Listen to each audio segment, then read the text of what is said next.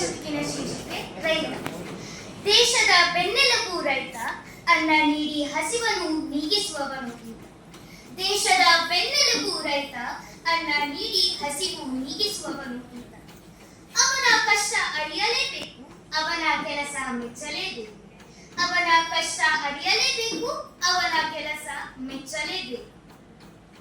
ನನ್ನ ಎರಡನೆಯ ಚುಟುಕಿನ ಶೀರ್ಷಿಕೆ ವಿಷು ಹಬ್ಬ. ಬಂದಿತು ಬಂದಿತು ವಿಷು ಹಬ್ಬ, ತುಂಬಿತು ತುಂಬಿತು ತಿಂಡಿಯ ಡಬ್ಬ. ಬಂದಿತು ಬಂದಿತು ವಿಷು ಹಬ್ಬ, ತುಂಬಿತು ತುಂಬಿತು ತಿಂಡಿಯ ಡಬ್ಬ. ಕಣಿಯ ಕಾಣುವ ವಿಶೇಷ ಹಬ್ಬ, ಕೇರಳಿಗರ ಸಡಗರದ ಹಬ್ಬ. ಕಣಿಯ ಕಾಣುವ ವಿಶೇಷ ಹಬ್ಬ, ಕೇರಳಿಗರ ಸಡಗರದ ಹಬ್ಬ. ನನ್ನ ಮೂರನೆಯ ಚುಟುಕಿನ ಶೀರ್ಷಿಕೆ ಜೀವನ. ಬಾಳು ಒಂದು ಕಥೆಯಂತೆ, ನಾ ಸಾಗೋದು ಭಗವಂತ ಬರೆದಂತೆ.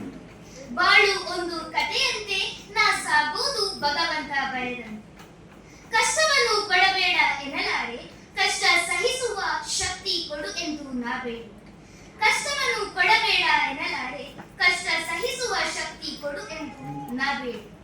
ನನ್ನ ಕೊನೆಯ ಚುಟುಕಿನ ಶೀರ್ಷಿಕೆ ಅಂಬ.